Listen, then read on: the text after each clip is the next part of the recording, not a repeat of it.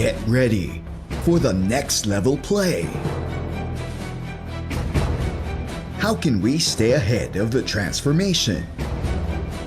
What are the skills and competencies we need to make the big leap forward?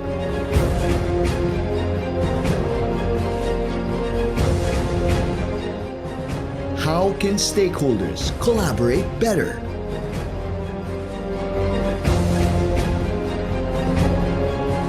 Learn, engage, take action. Listen and interact with keynote speakers, business leaders, and industry experts.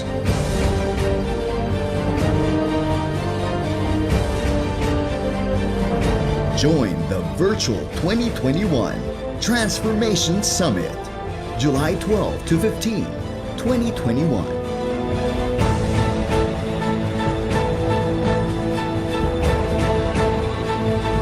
Register now for free.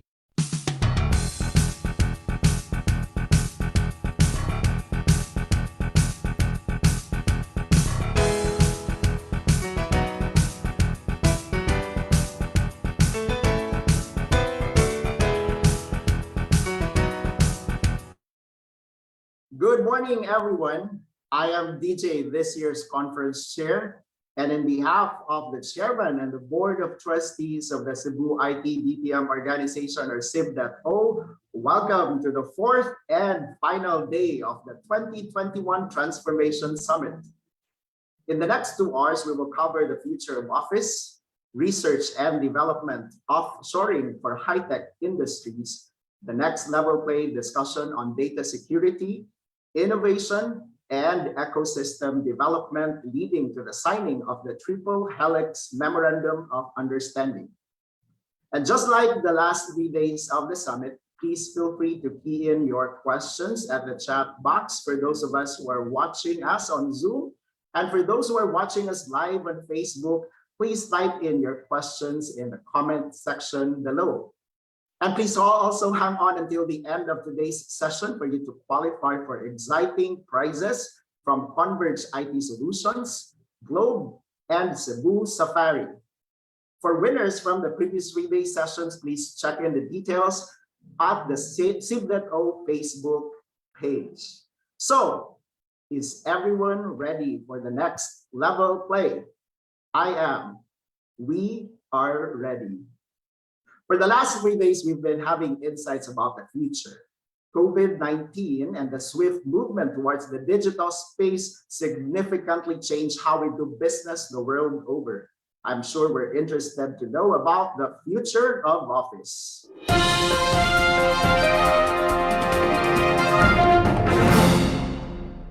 When the quarantine restrictions stopped 75% of the economy last year, significant changes took place in a matter of months as people were shifted from office to home, to work, study, and even shop.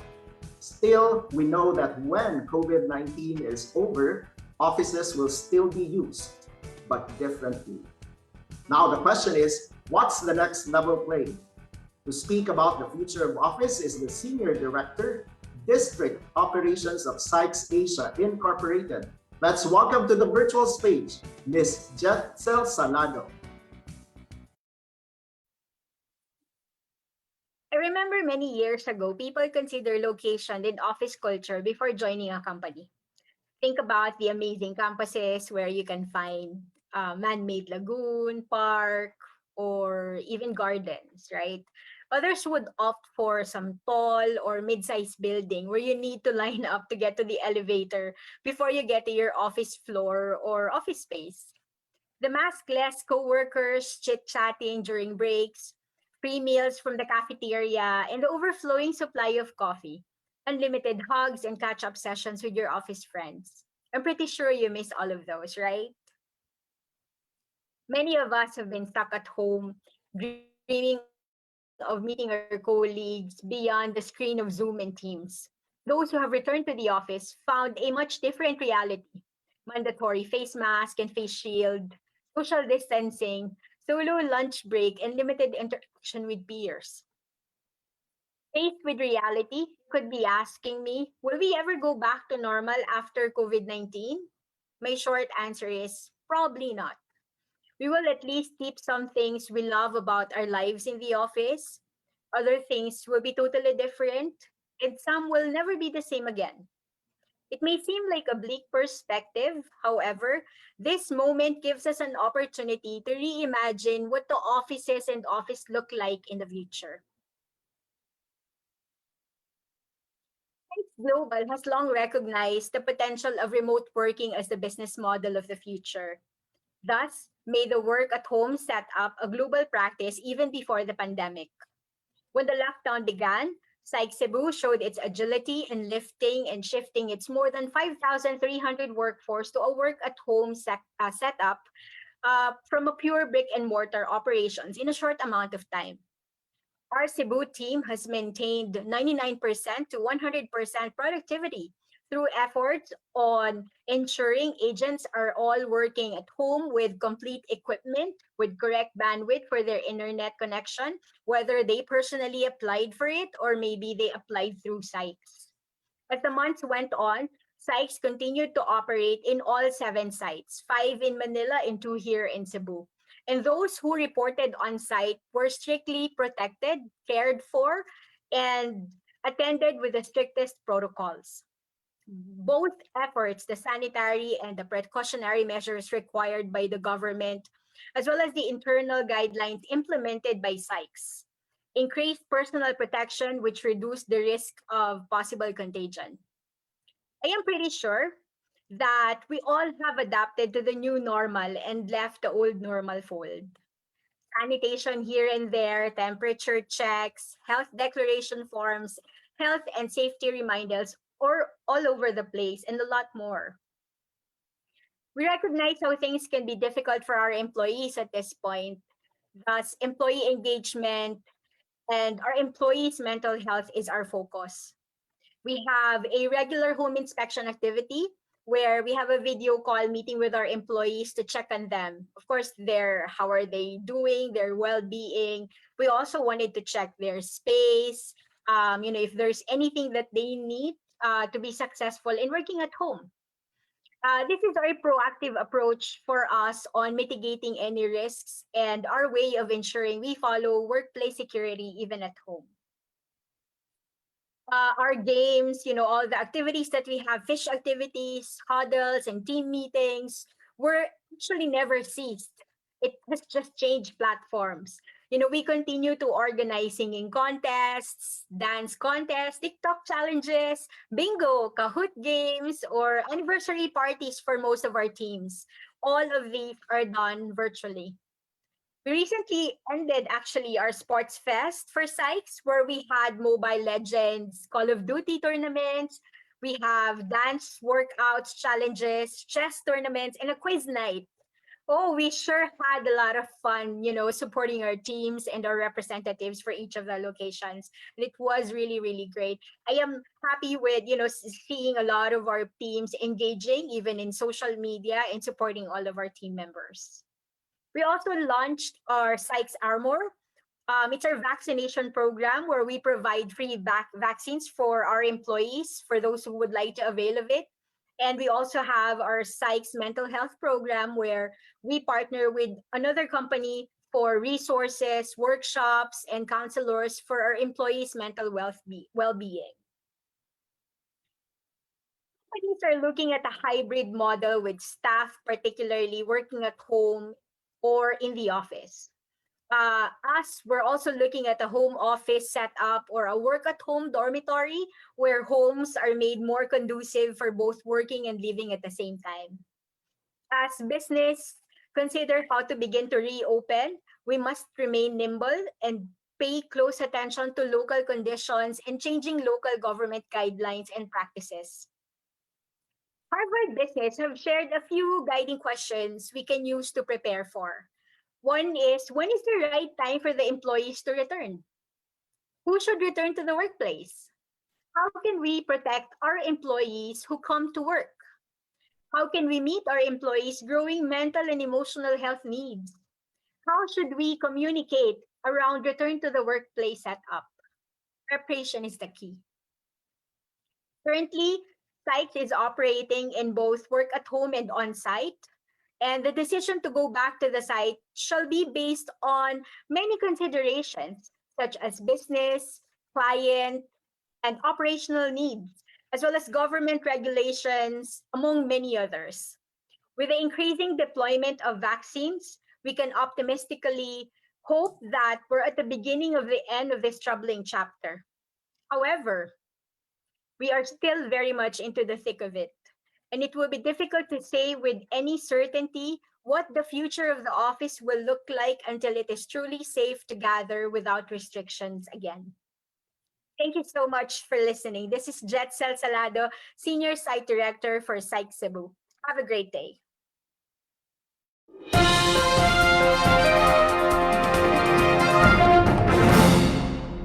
Thank you, Jethsel, for shedding more light on how companies like SYKES have pivoted and created an environment that's flexible for employees. This is an emerging topic of interest, along with the Philippines' readiness to move from rule-based work to decision and even strategic work. Let's delve more on the possibilities in research and development offshoring for high-tech industries.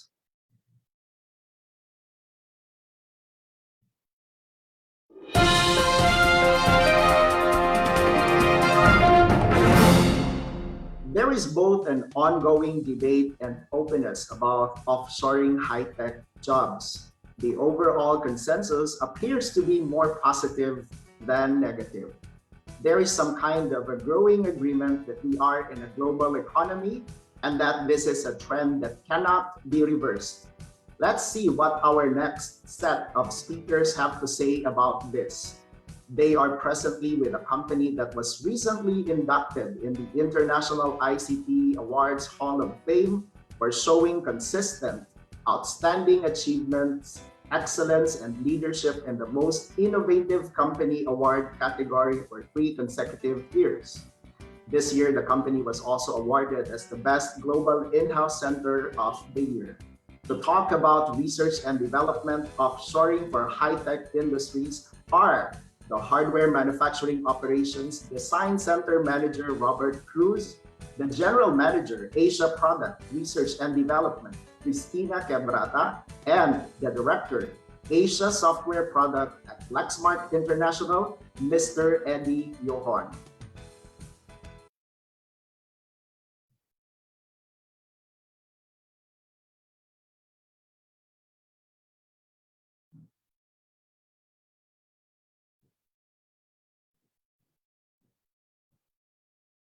Lexmark Research and Development Corporation is the product of an extensive 2001 12-month study of potential expansion locations examining 10 countries.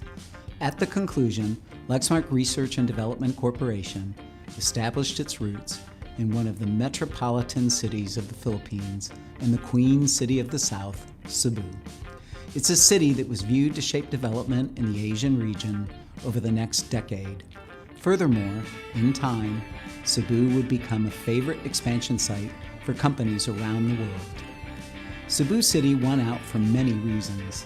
Its central location and easy access from all areas in the Asia-Pacific region, proximity to Lexmark manufacturing sites, and its metro infrastructure including auto and air transportation. Lexmark has many business partners all over Asia: China, Korea, Japan, and Taiwan. The Philippines is centrally located relative to these countries and convenient for travel to and from, including travel to and from Lexington, Kentucky, Lexmark's corporate headquarters. Those on the site study knew Cebu would bring diversity of thought to R&D and would eventually help our business further penetrate the Asia-Pacific market. In addition, the investigative team discovered the Filipino workforce is very skilled, creative, driven, trainable, and hardworking. They found a population with a lot of potential, supported by a good education system which produces an ample supply of degree-qualified workers.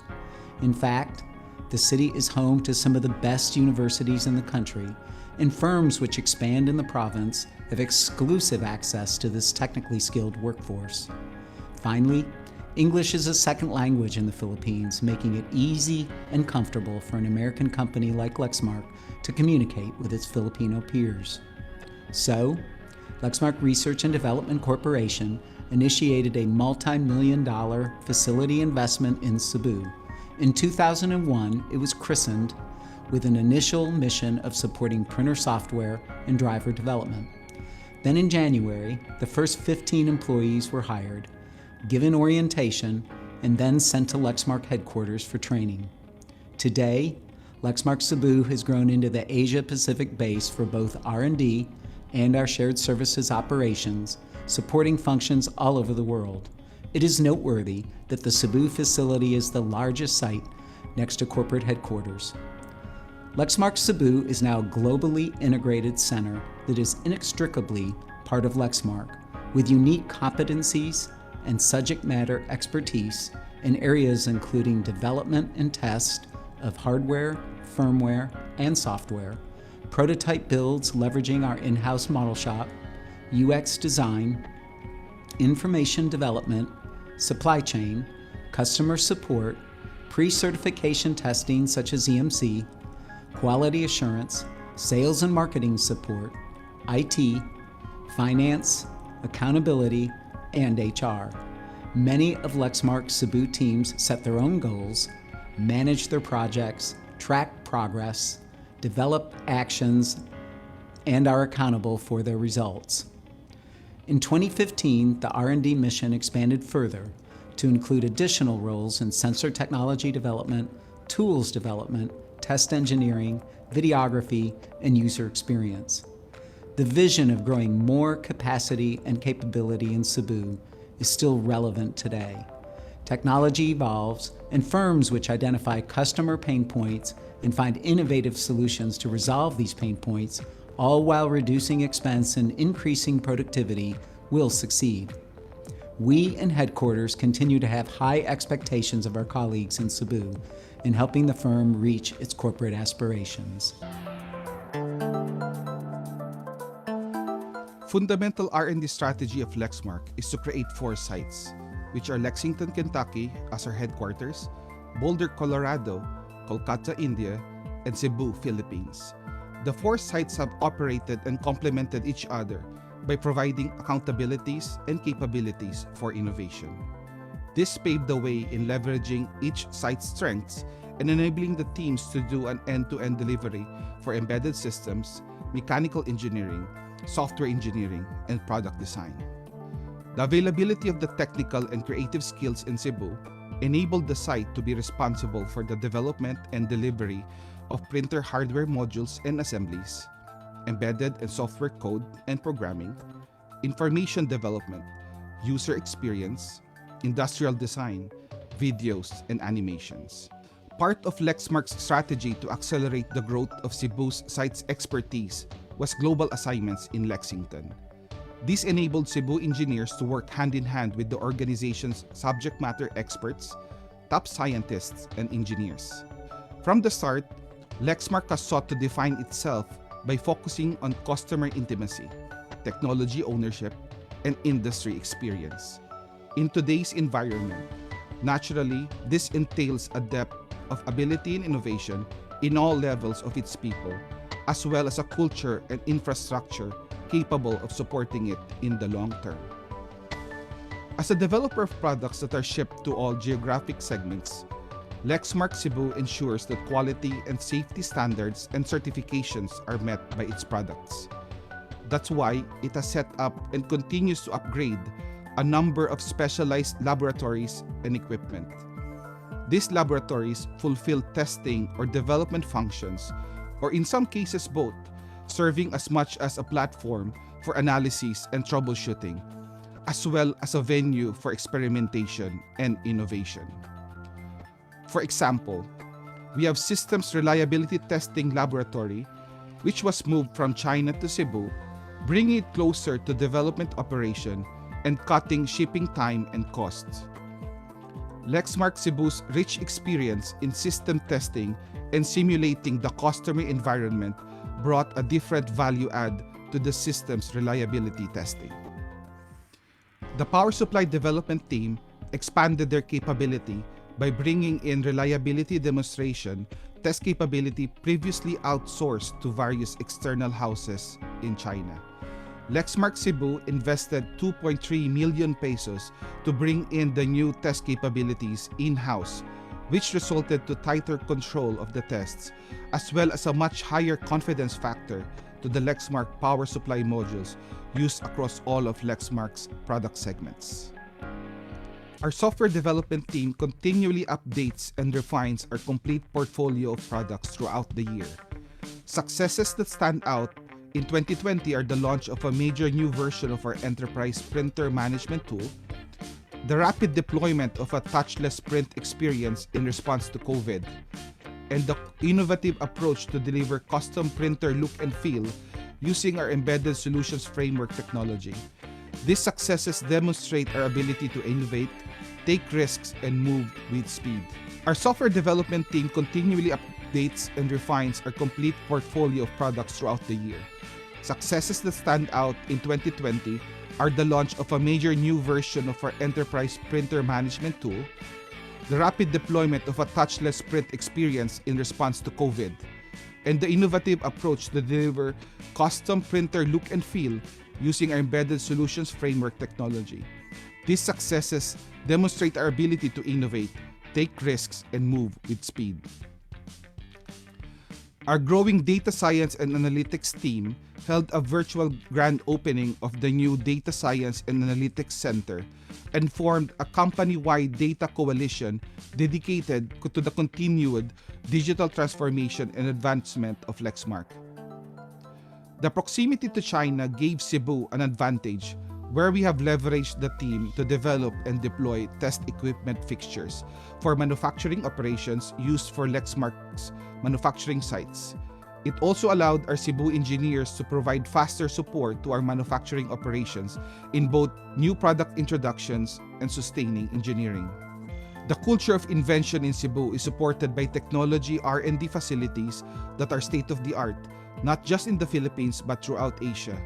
Advanced laboratories and testing facilities include electromagnetic compatibility, packaging, prototype technology, temperature and humidity chambers, firmware test, software quality assurance, test engineering, and systems reliability testing.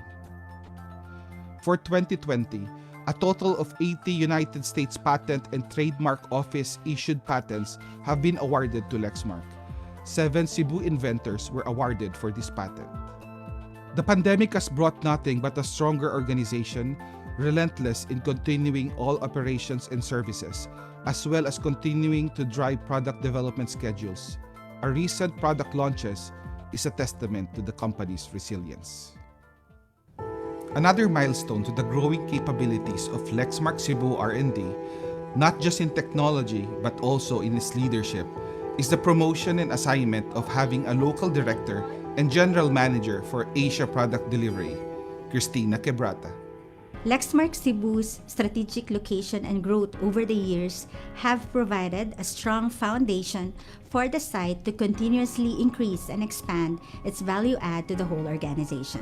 As Lexmark expands in other key technology areas such as analytics, IoT, and big data systems, we have continued in supporting this transformation that drives customer value across delivery, support, and infrastructure. The Philippines has a very large and top opportunity for product development. In the past, people had perhaps thought more of doing low-cost manufacturing in an export processing zone like the one in Mactan. We found that we could go well beyond low-cost manufacturing, and we've been successful doing development work here. Lexmark's investment goes beyond technology. It includes building a positive culture that enables and appreciates the employees' impactful contributions while supporting their professional development. We take our culture of innovation seriously, and we recognize the benefits of promoting events in which participants collaborate on projects, promoting creativity, critical thinking, problem solving, and friendly competition as part of a culture of innovation. More importantly, as stakeholders in an R&D environment, employees understand that they can significantly play a role in the future of the company in terms of product roadmaps. In fact, there are multiple venues and platforms that they can use to contribute their ideas. To support this culture of innovation, as a dynamic global information technology company, Lexmark Cebu also invested in world-class research and development facilities that comply with industry standards that help drive innovation. Starting in 2013, Lexmark Cebu also offered 2 lab services, electromagnetic compatibility and acoustics, to external customers.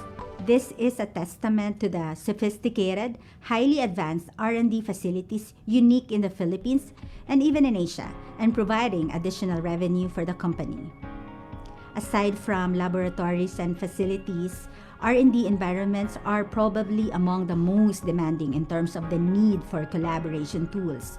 So Lexmark Cebu continues to invest not only in standard communication equipment, but more importantly in online collaboration systems to make it as easy as possible to approach and connect with the right resource person at any time, whether to exchange ideas, consult on any issue, or work together to find solutions wherever they are in the world. In this case, the global development model is vital to the success of Lexmark Cebu. Lexmark established a complementary site that is capable of vertical delivery and innovation. We form independent teams that are capable of making complex design and accountable to the evolution of the technology. We also established teams for scalability. This development model has allowed us to do parallel products and projects and has developed R&D employees that are capable of doing high-valued work. Lexmark is satisfied in the excellent workmanship that we get in Cebu. Competence in the leadership and technical areas is evident in the growing numbers of employees that are being certified in their fields of expertise. Employees are empowered in an environment that nurtures innovation, where thoughts and ideas are welcomed and valued. We have created an avenue where experts and leaders are invited to share technical and leadership talks in sharing sessions. Lexmark Cebu employees prove their ability to create change as they present their innovations in international conferences and award-giving bodies. In 2017, Lexmark Cebu received the Hall of Fame Award for the Most Innovative Company from the International ICT Awards Philippines. And in 2020 alone, we won the Best Global In-House Services Company of the Year at the International ICT Awards Philippines, Customer Centricity Impact Silver Award at the SSON Impact Awards in Singapore, and the COVID-19 Response Award at the PEZA Investors Recognition Day and Excellence Awards. These successes are a testament of Lexmark's commitment to all our Cebu employees and the community since we started our operations in 2001, creating momentum makers through our employees, not just through their everyday contribution to Lexmark, but also through our untiring collaborations with all Lexmark global sites, academia, the Cebu business organizations, the Cebu community, and the entire IT BPM industry.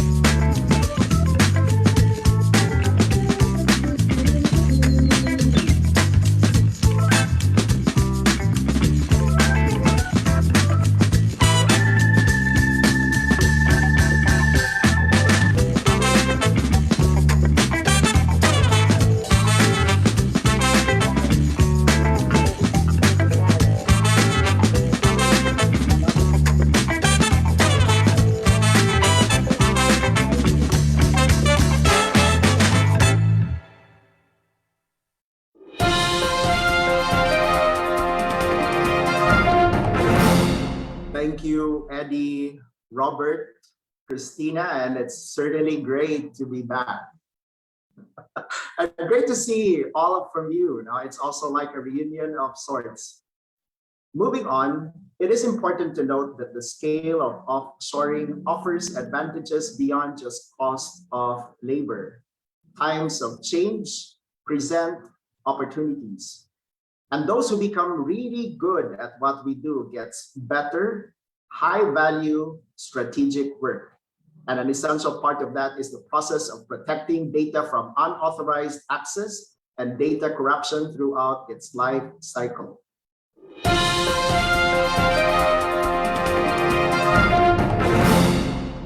Data security is crucial for every business. It not only helps avoid data breaches, but it also shields every organization against unnecessary financial costs, loss of public trust, potential threats to brand reputation, and future profits. To speak more about the subject is the Managing Director and Security Lead of Accenture Advanced Technology Centers in the Philippines. Gentlemen and ladies, I now give the virtual spotlight to Ms. Mafi Caringal. Good day, everyone. Thank you to CIB.O for inviting Accenture to share our insights on data security. I am Mafi Caringal, Accenture Technology Security Lead in the Philippines, and I am here to share some key points from Accenture's research, the Cyber Threatscape Report 2021, and some of the latest cybersecurity trends and how to mitigate them. And before that, let's do a quick recap on the 2020 Threatscape Report.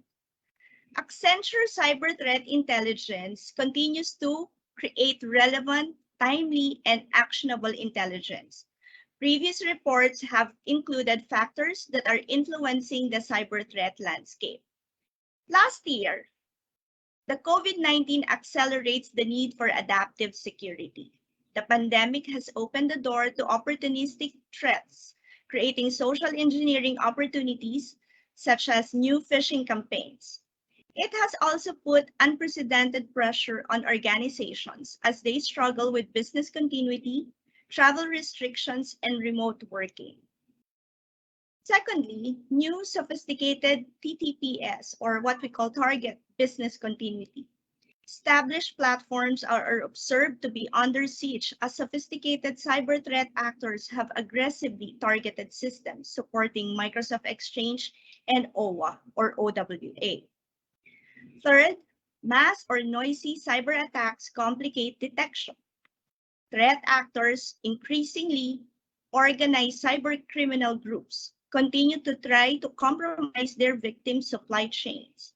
Managed service providers and software vendors are being targeted, but the direct connectivity between peer organizations working on joint projects is also being exploited.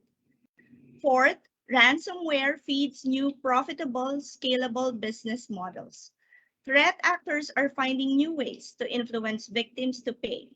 A name and shame approach adds pressure on victims to pay up, even though law enforcement and the cybersecurity industry have always advised against paying ransoms. 5, connectedness has consequences. As organizations allowed working remotely, increasingly, businesses are also using unpatched and untested devices, which pose a much more realistic and accessible target. Cloud and internet-connected devices are far more widespread. Accenture was well positioned to reinforce our program and processes in response to these challenges. The global health crisis has brought about disruption that has greatly impacted the way we do business, and our strategy has focused on ensuring the safety and security of our people and the continuity of our services. However, cyber criminals are continue to take advantage of any opportunity to attack, and we've witnessed how threat actors have evolved. Initially, from targeting the health industry, specifically medical device suppliers, and phishing attempts that are tied to COVID-19. Accenture has remained committed in taking additional steps to operate more safely and effectively in this time of rapid change and uncertainty. Last year, we've discussed controls we've implemented that include working remotely and connecting securely. 2, enhance management of rapid incident response. And 3, optimize security of cloud and virtual infrastructure. And 4th, last but not the least, strengthen cybersecurity programs. 18 months have passed, and a few countries may be winning in their battle against COVID-19. But we are not yet out of the woods. We must remain vigilant, especially on new or advanced cyber threats that continue to emerge. Accenture's recent threat outlook reports focus on understanding the increasing severity and frequency of breaches and cyber-related security incidents around multi-factor authentication and artificial intelligence. Several threats on multi-factor authentication using different techniques have emerged recently. We will go through some of them, as well as leading practices organizations should consider to mitigate risk from potential MFA compromises. Additionally, in the second part of the presentation, we will discuss how threat actors will incorporate AI processes into their operations to reduce costs and increase efficiency. OWASP, a nonprofit foundation working with IT organizations like Accenture to improve security, has started the most common ways user accounts get compromised are through weak, reused, or stolen passwords. OWASP states that MFA is the best defense against the majority of password-related attacks, with analysis by Microsoft suggesting it would have stopped 99.9% of account compromises. Emerging MFA bypass threats in recent events include the FireEye, SolarWinds incident, and an attached technique called Pass the Cookie. In January 2021, FireEye revealed that their MFA was manipulated by registering a mobile device to an employee using stolen credentials to access their internal network. This led to the discovery of the massive SolarWinds attack campaign against several US government and commercial networks. Around the same time period, several organizations have reported incidents of bypassing MFA to compromise their cloud service accounts. One instance used Pass the Cookie, where a web session cookie was hijacked to impersonate the browser session of a legitimate user. Threat actors regularly targeted employees accessing organizations' cloud services using company-provided or personal devices from remote locations. The next two are threats to using an authentication factor on a mobile device. SIM swap fraud is a basic scam that involves gathering personal details of a victim, impersonating them and contacting their mobile carrier, and convincing the carrier to port the victim's phone number to the threat actor's SIM card. Once the SIM information is changed, the new device receives SMS and calls allowing interception of one-time passwords, or OTP. Several malware and tools have emerged. Publicly available tools such as EvilJinx used to bypass MFA through phishing man-in-the-mobile malware, MITMO, to circumvent MFA like Cerberus for Android users, TrickBot malware, or TrickMo also for Android users, used to circumvent MFA on bank accounts, and EventBot, which is an Android banking Trojan used to steal MSS messages. Last but not the least, the National Institute of Standards and Technology, NIST, advised that it does not recognize biometrics as an authentication by itself, as it is susceptible to various attacks. An additional authentication method using a password was recommended to be used. Require and enforce MFA on all externally facing portals and critical infrastructure systems, including those systems containing sensitive information, remote access to the network, and administrative access to IT resources. Implement software and hardware-based authentication instead of SMS and voice-based MFA mechanisms. Require complex passwords in combination with MFA and instruct employees to avoid password reuse across multiple accounts. Allow users to only install apps downloaded from the official Microsoft Office store or whitelisted by the organization. Implement periodic security awareness training for all employees to include information about various types of MFA threats and how to detect and prevent them. Review the NIST Digital Identity Guidelines for information pertaining to security MFA and implement as appropriate. Moving over to the second part of our topic, we will discuss threats related to AI, artificial intelligence. In an operational setting, risks from AI use arise from users assuming technological infallibility and not providing human oversight. For example, predictive models can provide biased answers if trained with a poor quality dataset. The European Union has proposed AI regulation to reduce the risk associated with AI use. There is a growing risk that threat actions will use AI offensively in cyber attacks. First, threat actors use AI tools to conduct attacks more quickly. Threat actors can use AI to automate aspects of cyber attacks, understand targeted network traffic to integrate communications and avoid detection, and analyze stolen data more quickly. Microsoft stated they observed AI use to weaponize stolen data sets about individuals and spread targeted disinformation via various messaging technologies. Threat actors could use or could create AI system bias through data manipulation. Adversarial AI attempts to disrupt an AI software's effectiveness. For threat actors to directly manipulate a non-public AI model and data, they would require privileged access via successful network compromise. Targeting AI technologies. AI is one of the most important developing technologies. Nation, states, and cybercriminals will likely target organizations developing ML models for AI solutions in order to steal valuable IP. It is also likely that nation-state actors will be motivated to steal data to help train their own AI capabilities. Deepfakes. Accenture has developed a tool to detect deepfakes, which could aid risk mitigation.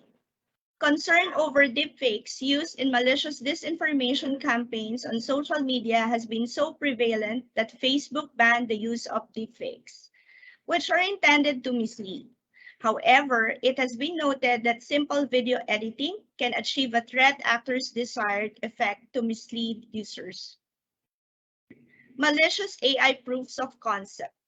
There are several AI-based attack tools, proofs of concept developed by researchers, which could be adopted by threat actors. They include AI-powered password guessing, malware that uses AI to hide an attack payload, and an AI-powered phishing tool. To mitigate risk posed by threat actors using and targeting AI. Train employees to identify deepfakes to mitigate the risk of disinformation and phishing. Create an inventory of proprietary AI technology, which may be targeted by threat actors, and build threat models for these technologies to identify how a threat actor could attack the AI system. For systems at risk of adversarial AI, generate adversarial samples to measure the robustness of mitigations.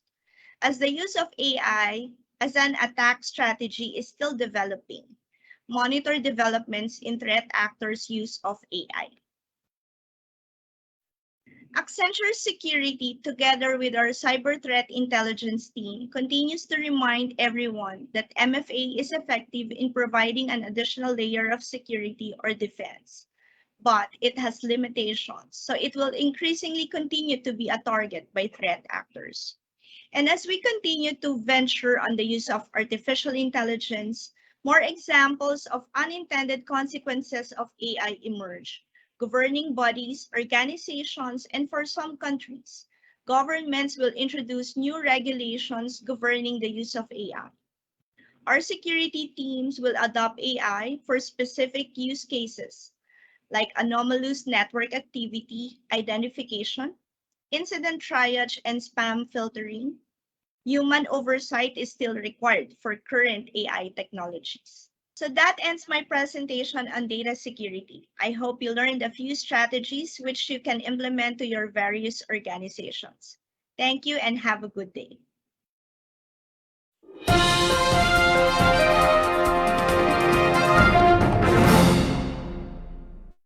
Thanks, Mafi, for that insightful presentation. Transactions, knowledge, communications, databases, infrastructure, every organization's information as a whole is a most valued asset. Keeping the company's information safe is high in every list of critical and strategic actions. And speaking of strategic actions, what differentiates this year's summit is this time we are articulating better and are more purposeful regarding how the academe, the government, and the industry can better collaborate. We will shed more light on this as we talk about innovation and ecosystem development.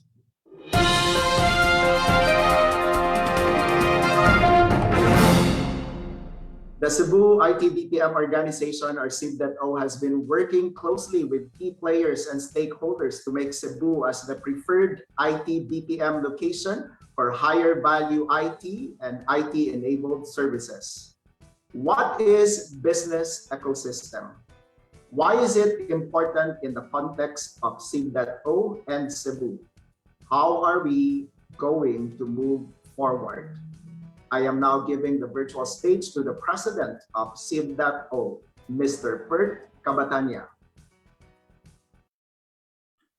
Maayong buntag, my fellow Cebuanos. I am here this morning to share with you CIB.O's implementation plans to support innovation and ecosystem development, which have been determined to be the right way forward for Cebu's IT BPM industry. 4 years ago, the former CEDFI transformed itself into CIB.O. With that change, it has taken on a more developmental and marketing role, in addition to its talent development thrust. As an industry organization, it adopted the vision of making Cebu a choice IT BPM location for higher value services. To realize our vision, we have defined our mission as to develop and promote the strengths of Cebu and sustain the growth of its IT BPM industry. Early this year, when I took over the presidency, I challenged the team to seek the goal of achieving superiority in 10 years. The rest of this presentation tackles the specific ways and means by which CIB.O will realize its vision, carry out its mission, and achieve its goal. Developing an industry like what CIB.O is trying to do is very much like going to war. And like in any war, we have enemies that we need to not just acknowledge, but actually understand. Only by such complete understanding of the enemy can we correctly choose the optimal weapons to deploy and employ. The S-curve is a common phenomenon in business, industry, and technology. It describes a growth pattern that starts low as the business, industry, or technology tries to gain momentum. As the business, industry, and technology reaches a critical mass of players and markets, the growth accelerates. Thereafter, as the markets get saturated and both players and technology reach maturity, growth starts to slow down and plateau. Cebu's IT BPM industry is now entering its third decade. During the first 5 years, it went through the initial slow growth stage as the country was still beginning to harness its newly deregulated telco industry and leverage that to promote its young English-speaking productive populace for outsourcing and offshoring work. Cost leveraging was the main strategy, and that resulted in a high growth stage during the period 2005 to 2019. During growth in the period 2010 to 2016 started to taper off to the 10 to 15% level, still relatively high. However, after 2016, the industry's growth started to experience further slowdown. In 2019, the industry growth forecast for 2020 to 2022 was 3 to 7%. Then early 2020, even before the pandemic, the industry growth forecast was adjusted downwards to only 3 to 5%. While the actual growth for 2019 was reported to have reached 7.1%, that growth was already lower than the previous 10 to 15% performance of previous years. The year 2020 saw further growth deceleration to only 1.4%, or $26.7 billion. No doubt, the pandemic and the resulting world slowdown contributed to the deceleration. But as we saw earlier, even before the pandemic, we already started to experience the start of the slowdown. Therefore, undoubtedly, the industry has already entered its second growth stage, slow growth stage.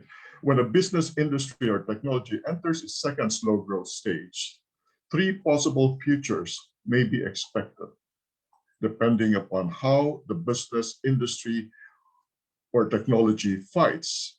It either sees renewal, or it plateaus, or worse, it declines. An example of a Philippine industry that has plateaued is the semiconductor and electronics manufacturing exports, which contributes about half of our exports. After experiencing its fast growth stage in the 1990s, our semiconductor and electronics export manufacturing plateaued within the $30 to $40 billion range during the past 2 decades. Meanwhile, in the past decade, we saw Vietnam actually explode its electronics export from $20 billion to some $100 billion, or roughly double the Philippine semiconductor and electronics exports. On the other hand, an example of a Philippine industry that declined is our very own furniture export manufacturing industry. In the case of Cebu's furniture export industry, after it peaked in the late 80s and early 90s with more than 250 players, that size has shrunk to less than 50 players today. The common causes for stagnation and decline are very well known, namely lack of innovation and absence of a strong ecosystem. Therefore, the way to promote renewed industry growth is to introduce new S-curves through innovation and ecosystem development. To fight the war of preventing stagnation and decline, CIB.O has started to deploy the following weapons. First, innovation and ecosystem development. Second, Strat 8 super committees. And third, the triple helix. Another way of, by doing this, we prevent plateauing and decline by making ourselves more competitive. Another way of putting it is we shift from the strategy of cost leveraging to value leveraging. Innovation and ecosystem development are the overarching concerns of CIB.O. Our analysis of the existing industry segments and the market potentials of these segments point to us the best battlegrounds for generating innovations, namely robotic process automation for health system management, robotic process automation for insurance, robotic process automation for general finance, accounting operations, and also e-governance. Then AI Research Center. Now, let's talk a little bit about this AI Research Center. Some 2 months ago, the Department of Trade and Industry launched the Philippines National AI Strategy Roadmap. One of the very interesting components of the strategy is the building up of a national center for AI research. That is an idea that I actually first proposed to the OST Undersecretary Rowena Guevara when she visited my office some 4 years ago. I am glad that the idea is finally going to be implemented at the national level. CIB.O will endeavor to participate in that effort by negotiating for a branch research center to be located here at the Cebu IT Park. While we already start fighting at the various carefully selected battlegrounds, we also need to continue preparing our army to build up the ecosystem by accelerating leading-edge technology acquisition, developing breadth and depth of domain expertise, and developing the essential soft skills such as communication skills for both technical and non-technical personnel, analytical skills, and teamwork skills. The preceding specific programs are to be carried out by the first two of the Strat 8 super committees, namely Innovation and Ecosystem Development with myself and Trustee Tintin Cabrata of Lexmark as the liaison directors. Then we have the Talent Development Committee, which has Dean Momo Ortega of UC as the liaison director.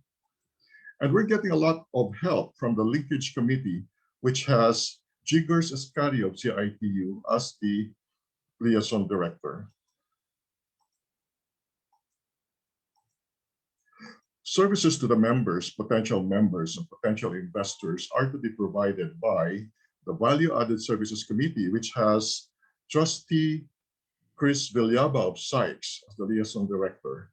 And we also have the Advocacies Committee with Attorney Kim Aranas of PNA Grant Thornton and Dr. Ray Beluso as the liaison directors. I would like to highlight under the Advocacy Committee two very important advocacies. One is effective fight against COVID-19. This we carry out in cooperation with the LGUs, promoting adherence to right protocols while pushing for the acceleration of the vaccination program. I also highlight the other very important advocacy, which is to develop more investment and businesses in the countryside by expanding the necessary infrastructures, specifically transportation and telco, simplification and speeding up of LGU permit processing, and ease of doing business. Then we have the Marketing Committee, which has Dr. Ray Beluso as the liaison director. This Marketing Committee has triple functions. First, together with the Advocacies Committee, the Marketing Committee communicates to the public that CIB.O is a responsible and valued part of the community. The committee will work to attract more new members. And thirdly, it will work with the International Relations Committee and the DTI to help promote Cebu as an investment destination. The International Relations Committee, which has Trustee Asim Roy of Wipro as the liaison director. This committee has already started to establish international linkage, specifically with our big brother NASCOM of India. We look up to India as our big brother from whom we can learn and benefit a lot. We shall also endeavor to establish international relations with the USA, which is so far the source of the bulk of FDI in Cebu, then EU, then Japan, etc. It is crucial that we strengthen such international linkages because the world is the source of both technology as well as markets. The Finance Committee, which has Dr. Meldy Ocampo of USC and Attorney Kim Aranas as liaison directors, has the following strategies. First, generating sufficient membership dues to support the Secretary of State day-to-day operations, generating new additional fund sources via training, webinars, conferences, and the like to support tactical projects. And thirdly, securing grants, such as what we're trying to get from TOST and other grants-giving bodies to support strategic projects. A healthy ecosystem is the result of the symbiotic interactions among the members of that ecosystem. And in the ideal Helix-supported innovation-driven ecosystem, The members of the Triple Helix play the respective roles while at the same time being open to cross-playing the other's roles. In the world today, the prime example of the above ideal setup is Silicon Valley. It took Silicon Valley some 5 decades to develop into the prime Triple Helix innovative ecosystem that it is today. Closer to home, we have examples provided by South Korea, Taiwan, and China, which developed in 3 to 4 decades. And surprisingly, Vietnam is also fast catching up and may achieve such status in 2 to 3 decades. Unfortunately, the Philippines does not have the luxury of time. Cebu's experience with its furniture and toys, gifts, and housewares export industry show that industries can die in 1 to 2 decades. Therefore, we need to pursue a modified, customized, simplified triple helix approach, one that does not go for the idealized structure. The simplified structure focuses on its top industrial development priorities, a structure that takes into account the specific targeted end results, which are, namely, 1, arrest slowdown, 2, promote growth of the IT BPM industry. Thus, synthesizing what we have presented so far, Cebu and CIB.O triple helix would look like this.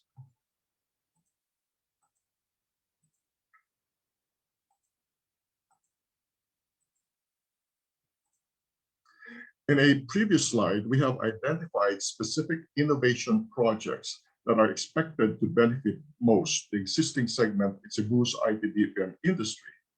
In this slide, we now present to you the various industry, academe, and government entities that will be collaborating to generate the badly needed innovations that will propel the industry to a renewed, fast growth trajectory.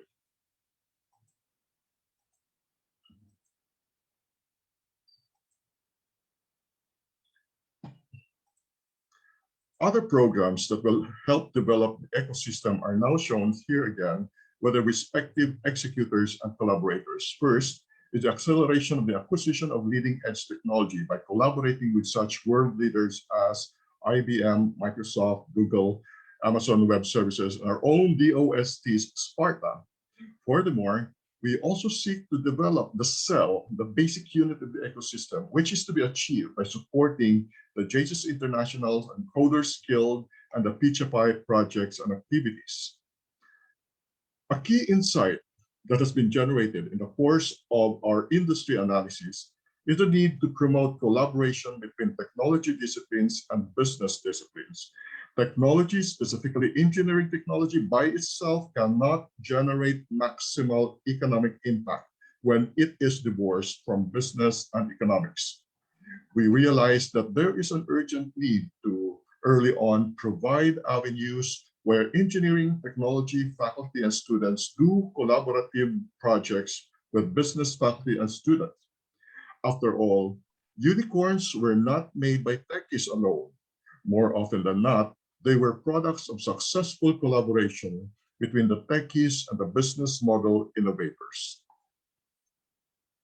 Also, given the often highlighted weaknesses in communication, analytical skills, and teamwork skills, CIB.O's Talent Development Committee needs to work closely with local schools to execute the necessary remedial programs to quickly address these concerns. The progress of our march towards victory shall be monitored in our war room. This is a visualization of how the Strat 8 programs and projects are being carried out. You will see the war room in our website and FB page, as well as at the physical CIB.O office.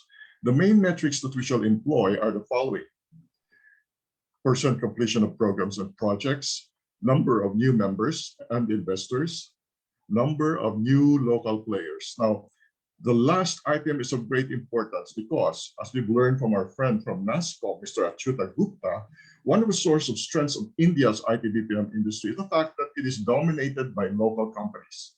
And that's something that we badly need to emulate for Cebu's IT BPM to grow and prosper with strength and sustainability. Another set of metrics are what I refer to as the final metrics. We're going to count the number of local unicorns that we produce. We take note that India, as of this year, has already 62 unicorns. Indonesia has 2, Vietnam has 1. Another final metric is for us to beat the 3-5-7% revenue and headcount growth forecast made by Everest Group. If we beat this Everest Group forecast of 3 to 7% in the medium term, then that's a strong indicator that we'll be able to go back to another fast growth stage in the long term. The last metric that we're going to measure, very important, is for us to grow the average per capita revenue from the current $20,000 per head to $30,000 per head in 5 years and $40,000 per head in 10 years. I now invite you all to participate in the implementation of our next level play programs and projects so that by doing all this, then we can be sure of reaching our goal of superiority in 10 years. Maayong buntag.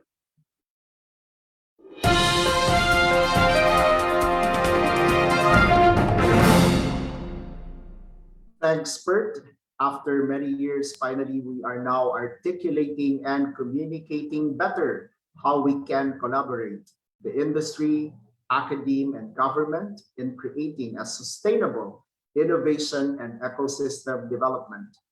And as mentioned earlier, what makes the fourth and final day of the summit different is because we are going to tie up everything in a panel discussion leading to the signing of the Triple Helix Memorandum of Understanding.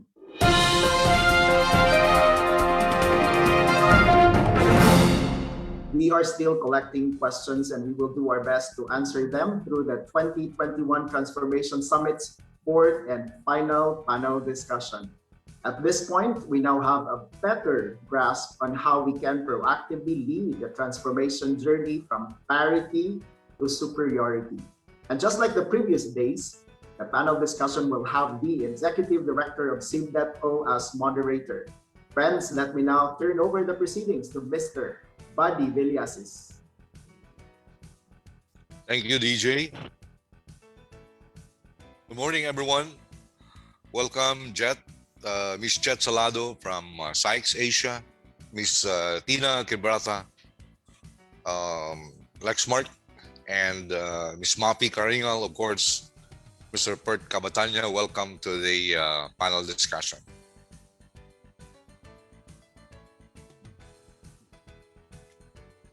Good morning. Thank you, Buddy.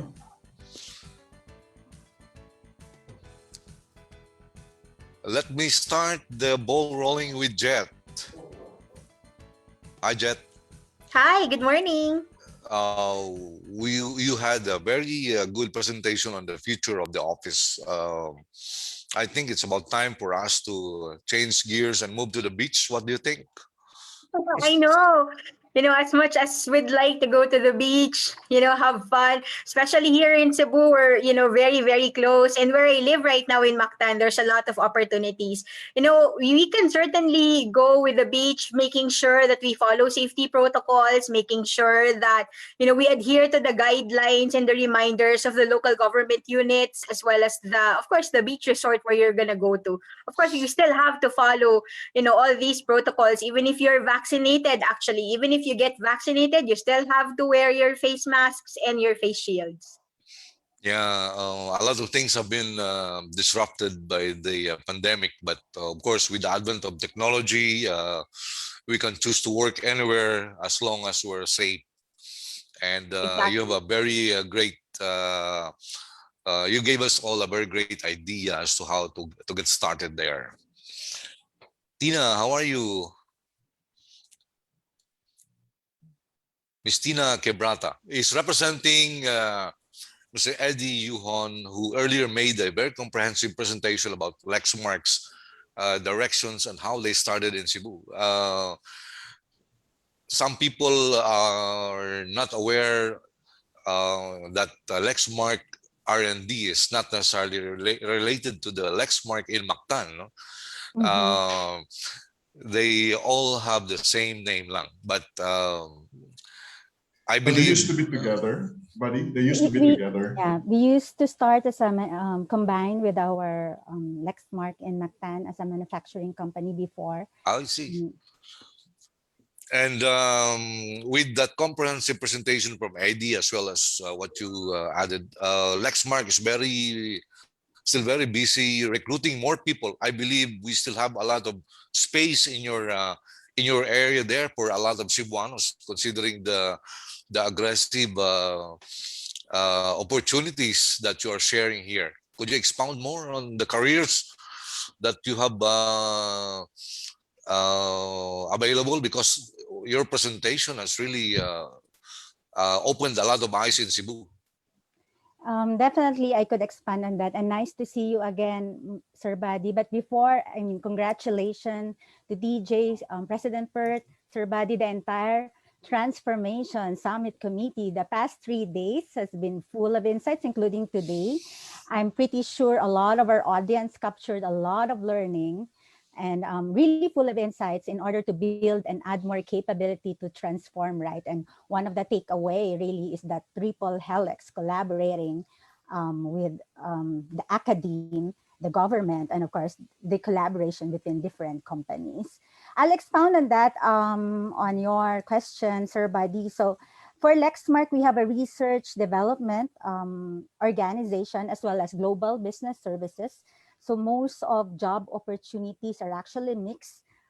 For research and development, a lot of engineering roles on that space. So I'm not going to be very specific. So programming roles as well. And then of course, for global business services, as explained by Eddie, some opportunities in accounting, in supply chain and customer support as well. Okay, that's good to know. Lexmark will be here, I believe, for still a very long time. 20 more years. 20 more years.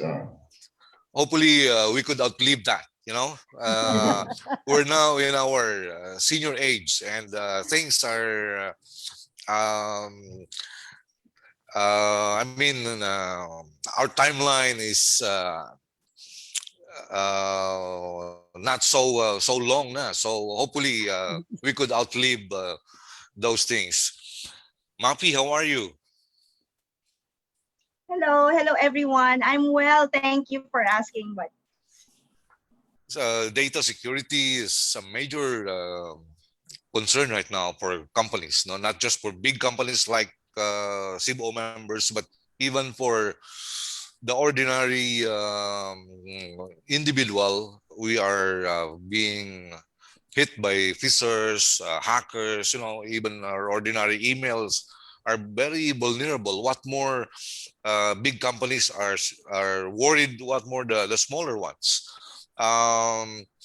What's the most common that you common threat that you have been encountering since you came to the Philippines, since Accenture came to the Philippines? I think, buddy, it's really not very specific to Philippines, right? I always say, every time I talk to friends, family, and even colleagues, right, or organizations, it really starts from us, right? So it starts from me. My own data, you need to protect it. It's like a personal belonging. And similarly, as an organization, you really need to make sure that the people understands, right? How to protect their own data, and collectively, it's gonna protect the whole organization. Thank you, Mafi. Recently, there's a major cyber attack in the US, which I think everybody is very much aware. And it's a major concern for the US economy. But as you were saying, you're right. No, we have to start things from ourselves. The way we handle what we got, of course, could lead to the vulnerability that we are facing. Mr. President, I believe we have a long day today, considering that we will proceed to another panel discussion. CIB.O's Triple Helix program is getting a lot of attention. Maybe We need to expand more of that on the second part of the panel discussion. But since you took time in discussing considerable amount of it, I believe the audience is aware as to the basics of our direction in the industry academic linkage program. And SYKES, as well as Lexmark and Accenture, among our other members, being part of CIB.O and the industry in general, will really form part of the long-term industry academic government linkage collaboration that we intend to do here. Would you have some additional words on that, Mr. President? Yes. Yeah. Can you hear me? Okay. Yeah. Just very simply, triple helix may sound fancy, but at its very foundation, it really means collaboration and cooperation. Collaboration and cooperation, specifically between those three groups, players that I've identified: industry, government, and academia. When this concept was first enunciated in the 1990s, the authors explained that and observed that undeveloped countries tend to have those three players work almost independently of each other, not silos. The other term is silos. Then, as the country becomes more developed, they work better together. And as they continue to work better together, the development of the country, society, economy also comes along with that better cooperation and collaboration. So what we are just really pushing is the strengthening and the realization of that collaboration and cooperation. And as our host, the event chairman, DJ Moises, has been saying every day for the past 4 days, this is the time, this is the summit where the idea of collaboration is best enunciated and expounded. We have come with specific projects that we will execute together with these players. We have started talking to the DOST, and I'm in touch with the DTI. You have been in touch, anybody with the DICT as well, and the LGUs, and we will continue with all these communications and collaborations. Well, before proceeding though, I want to just express my joy and happiness for what has been happening these past 4 days. A lot of good things have been said and learned and shared. And specifically today, I'm very proud to be with this particular group. Why? Because, well, if you look at SYKES, SYKES is very valuable to the Philippines because it is the very first call center company in the country. I very well remember in the mid-1990s, I visited their first operation somewhere in Pasig. I was working for Globe at that time. So Globe and SYKES have been very close ever since the beginning. I'm also very happy to be with Accenture because Accenture is one of the what we would consider higher value added operations. The BPO operation, the particular BPO operation that they have, and the technology side that they have. They're both higher valued. And especially Lexmark, 20 years is a long time now. And I'm glad that over those years, Lexmark is still with us. I clearly remember when Lexmark came to Cebu in the early 2000s. I even spoke directly with, I forgot the name of that guy, but it was not Mr. Yohon. He was the first GM, the first president of Lexmark in Cebu. And he was also involved. What's the name? Stan Combs at the time. Yes, that's the name. I talked to him. I made it a point to talk to him over lunch at Marriott because I was curious. Of all places in the world, Mr. Yohon mentioned, you evaluated 10 countries and several skills. And of all those places, you chose Cebu. So that was very, very valuable. So I talked to your GM and he explained to me. And I'm very happy that you're still here after 20 years. Okay, because Lexmark is again one of those high value added operations that we want to promote, you know. And in fact, before they sold their manufacturing facility in Mactan, Lexmark was the only locator in Cebu that has the complete set of operations, from R&D to manufacturing to after sales support and the shared services. There's a whole set of operations right there. And if you're talking about high value added, that is high value added because almost everything was being done here. And so we want, that's the kind of business operations that we want to promote more in the Philippines. In my presentation, I shared with you one of the metrics that we should shoot for, no? Increase the per capita revenue from the current $20,000 to $40,000. You can imagine, double the per capita. So if we double the revenue, the value of the output of the industry, we can be sure that the income of the individual employees will also be increased. No?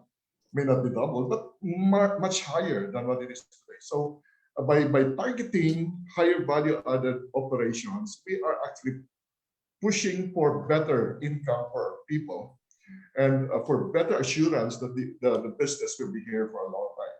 And it's not an impossible dream. It's not impossible because if you look at India, India is already at $40,000 per head per year. And if you look at the US, you look at some typical software company in the US, the per capita revenue is already $300,000. So from our current 20, shooting for 40 should be very easy. All it takes is for us to collaborate and cooperate and work in the triple helix strategy. That's very long, but sorry, I took a lot of time. Thank you, Mr. President. Yeah. Somebody from the audience was trying to ask Mafi, I think, would be the appropriate resource person. Some cyber attacks are state-sponsored. What's your take on that? How do you think would industries deal with that? Okay. Yeah. So my perspective on that is, threats are everywhere. Government or state-sponsored or individual or private groups, right? It's everywhere. It exists, right? And it's real. We've seen that. We've and maybe some of us have felt or experienced that, right? I always bring back people that I talk to the basic principles, right? People, process, and technology. Whether it's personal, right, or an organization that you belong, or a group that you belong in, it's really these three fundamental things. Why I say people? People is us, right? And I think it's the most critical component of these three things, because as I've said earlier, it starts from us, right? So we have to protect. In an organization, you need to make sure that the people behind you, your teams, your team members, right, the whole organization understand what we're trying to do. Because you can only say and ask them for much, right? It's really building the culture. It's really getting them understand. Now, the process is also another critical important, because as you develop processes, right, in an organization, it's really the Bible. It's really their guide to make sure that they know exactly what to do. Whether threat happens at a certain point, or vulnerability in your network, or data theft, right?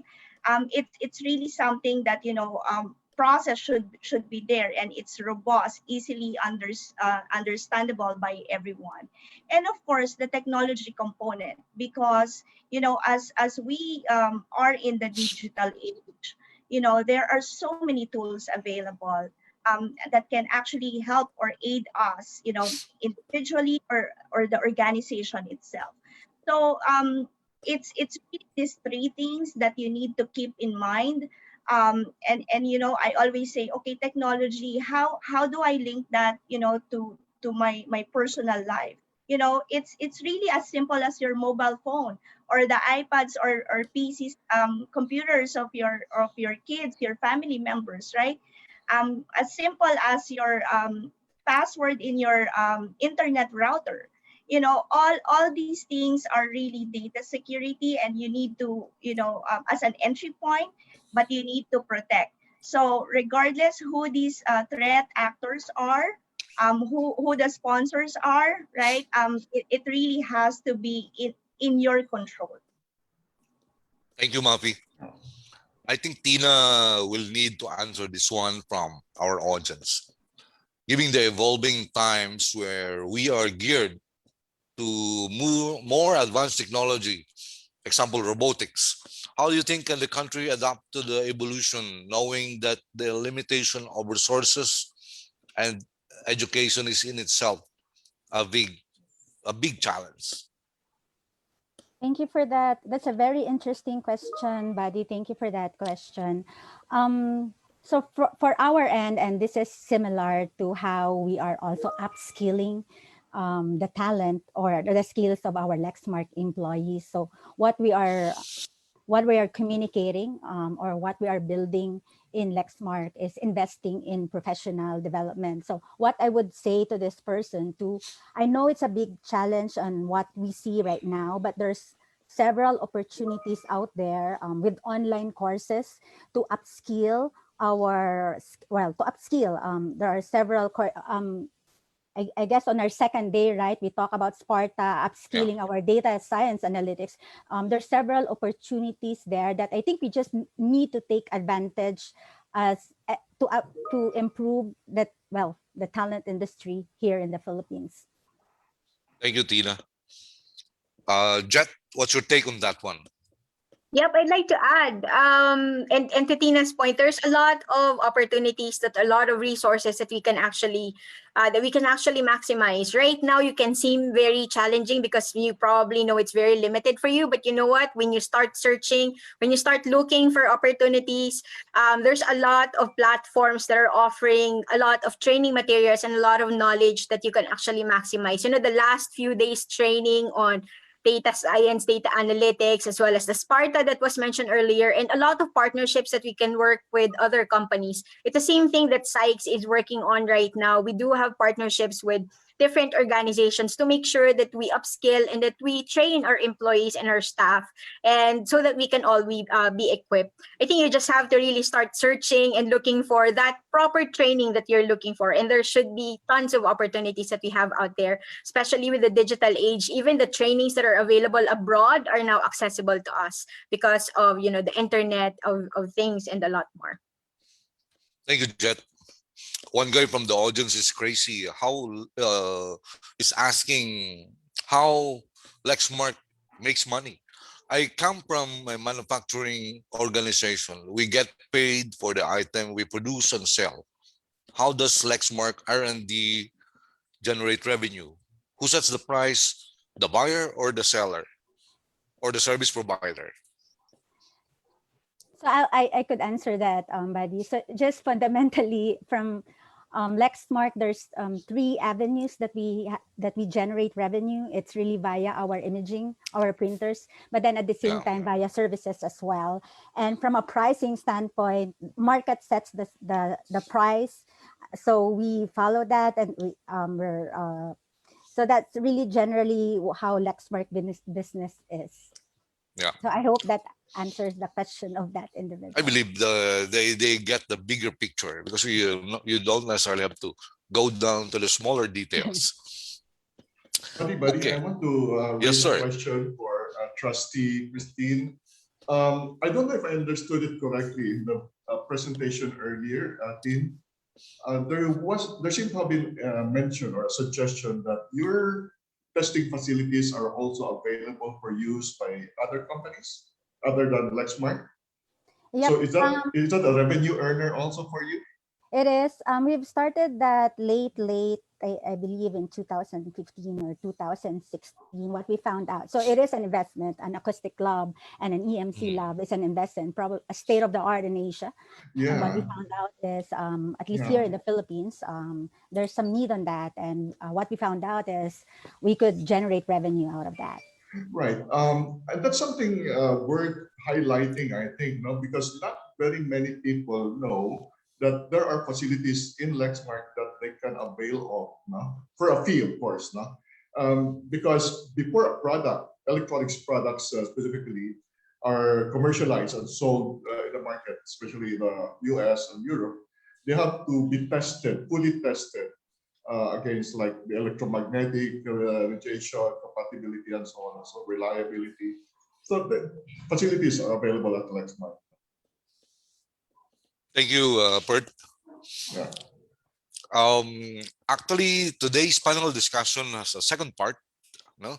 And for the information of our current guests that are pinned on the screen, we have invited guests from the Department of Information and Communications Technology, the DTI Region 7, the Technical Education and Skills Development Authority, who will be joining us shortly, and from the Department of Science and Technology as well, who will be with us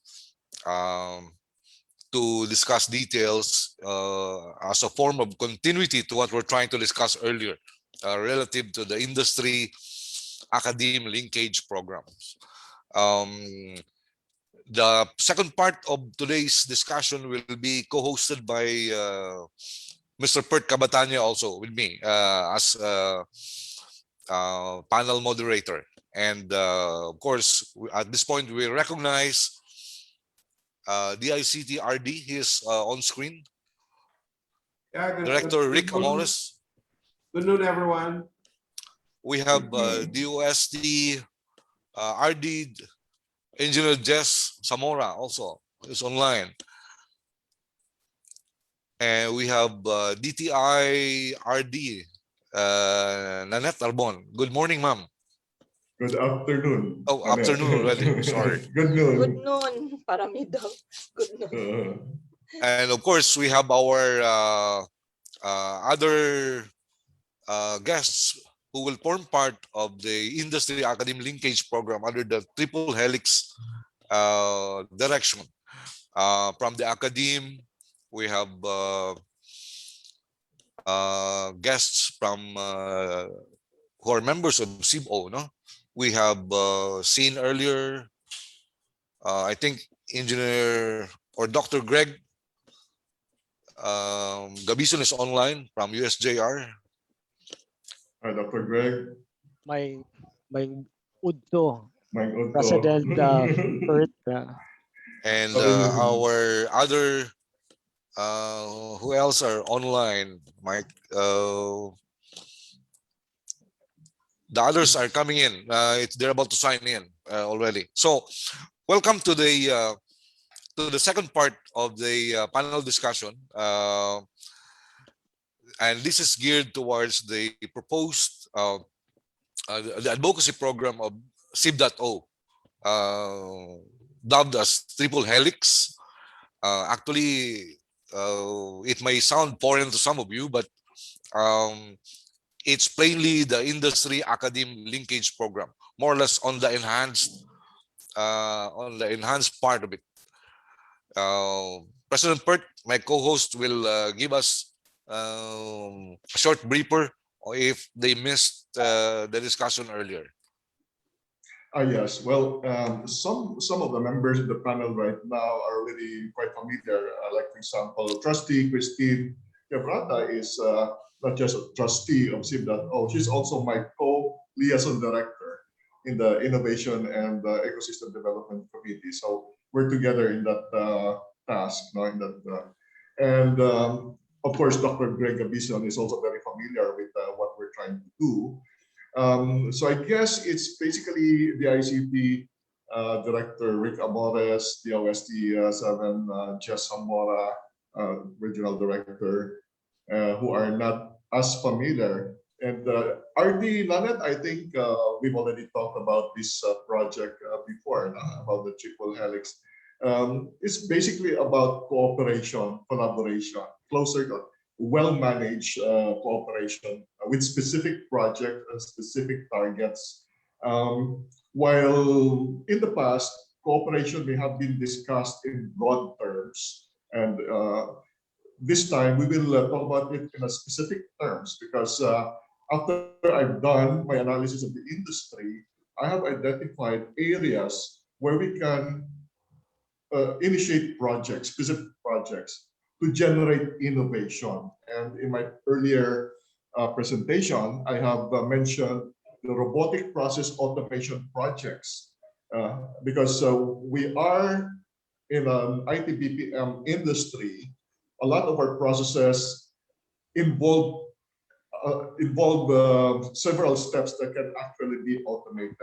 And that's something that we need to prepare for. And we should not be scared, because technology is moving fast, technology is moving all the time, and we have to try to be ahead of that movement. Otherwise, we'll be left behind. And as I've explained earlier in my presentation, the tyranny of the S-curve will not allow us to survive if we just stand idly without doing anything. We have to do something to introduce innovations to our products and services, so that we will continue to renew and grow. And I've set targets. So for example, instead of just being happy with 3 to 5 to 7%, we should aspire to shoot for higher than 7%, because that's the signal that we are really growing faster than where we should be. So robotic process automation is one. The other project is e-governance. And just for the information of those who have not been involved in our meetings, e-governance has been assigned to USJR. So Dr. Greg can talk about that a little bit later. The robotic process automation for health system has been assigned to USC. So I hope that somebody from USC will join us later. And then the robotic process automation project for general finance, accounting, and operations will be assigned to UC. And again, if Dean Moma can join us later, she can also speak about that. And then since we have DOST Regional Director Jess and DTI Regional Director Nanette with us, something that I want to get their support on really is the AI Research Center. And RD Nanette, the last May, DTI formally launched the National AI Strategy roadmap, right? And I saw that in that roadmap, one of the action items is setting up the National AI Research Center. And so the support that I need from DTI 7 and DOST 7 is for us to get a branch of that research center in Cebu, specifically IT Park. And as I mentioned in my presentation earlier, I actually proposed that to Undersecretary Rowena Guevara during the Cebu Business Month of 2016. The former DOST 7 Director, Paradela, invited Yusek Guevara to my office, and I made a presentation to Yusek Guevara. And my proposal was, because that was also the time when SEDFIT changed name and strategy from SEDFIT to CIB.O.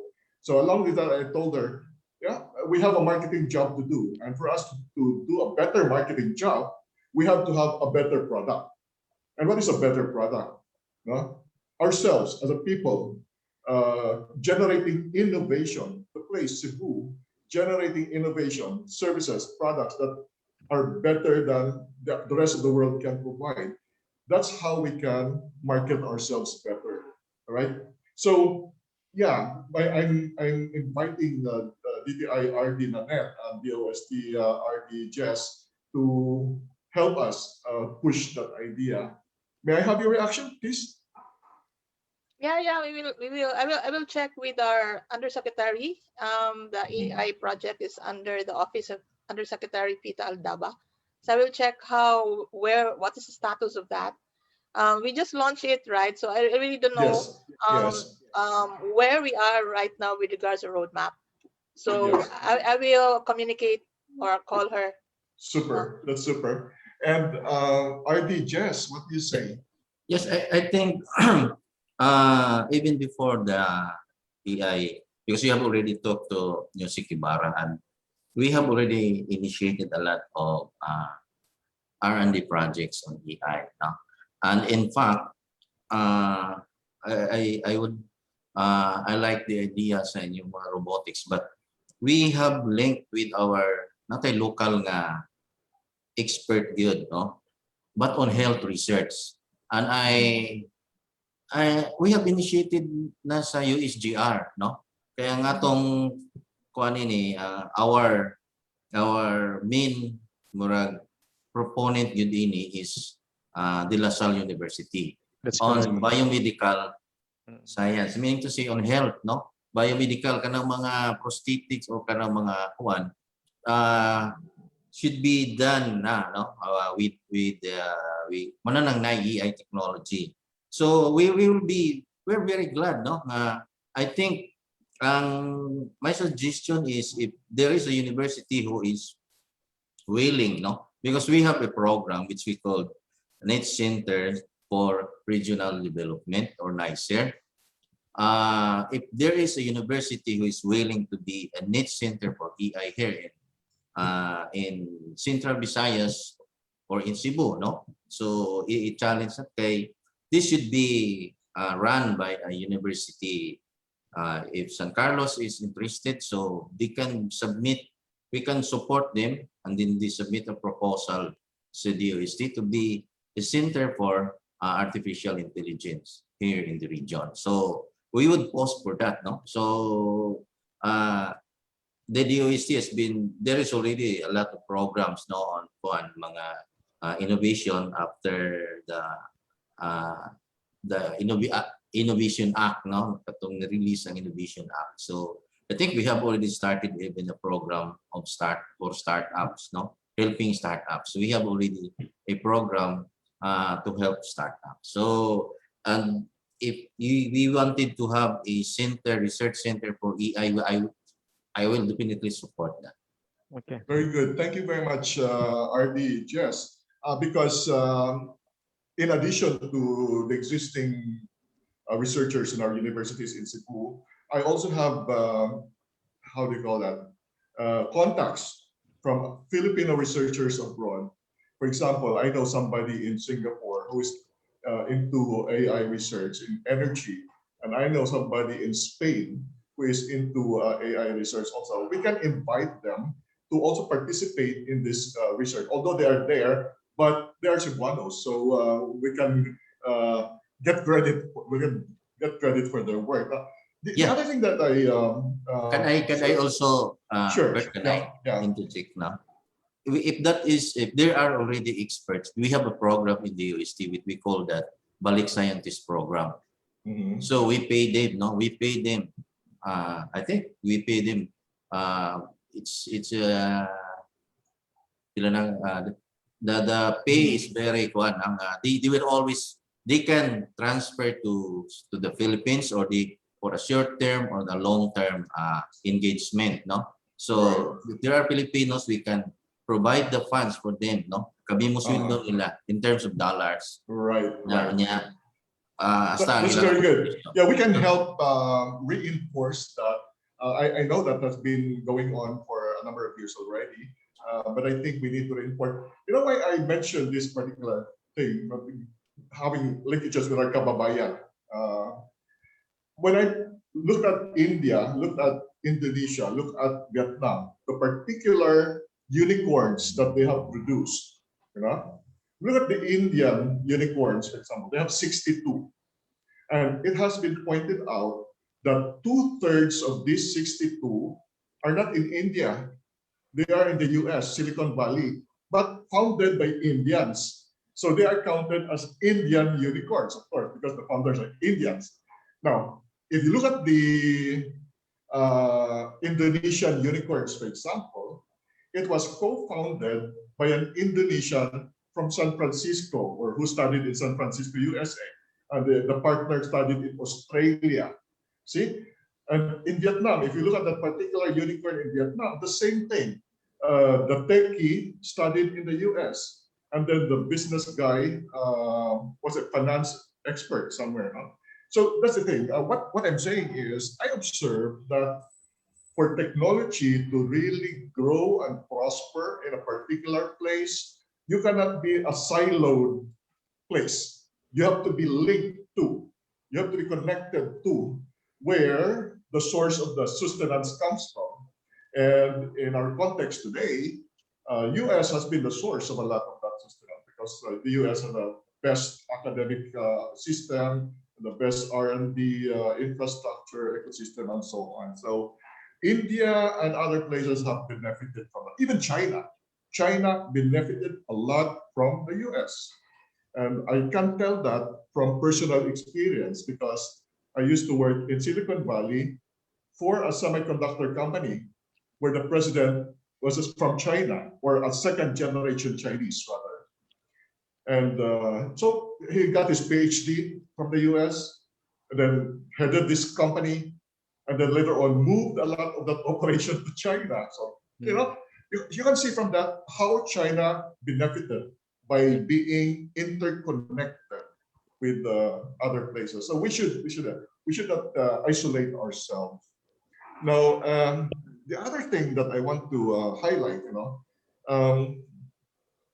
is, well, I hate to mention this name, but no choice but to mention it at this point. The Tolons ranking, for example, we all are aware that our ranking has dropped dramatically. I don't fully agree with how Tolons did it, but one incontestable fact is that we have weaknesses also at the same time. And one of the weaknesses that has been highlighted is e-governance. So in this particular respect, we need a lot of help, I think, from the ICT, because I think, correct me if I'm wrong, but I think the ICT has been given the task of helping enforce the e-governance project. And maybe RD Rick can comment on that, as well as Dr. Greg, because USJR will be doing some e-governance project. What is it?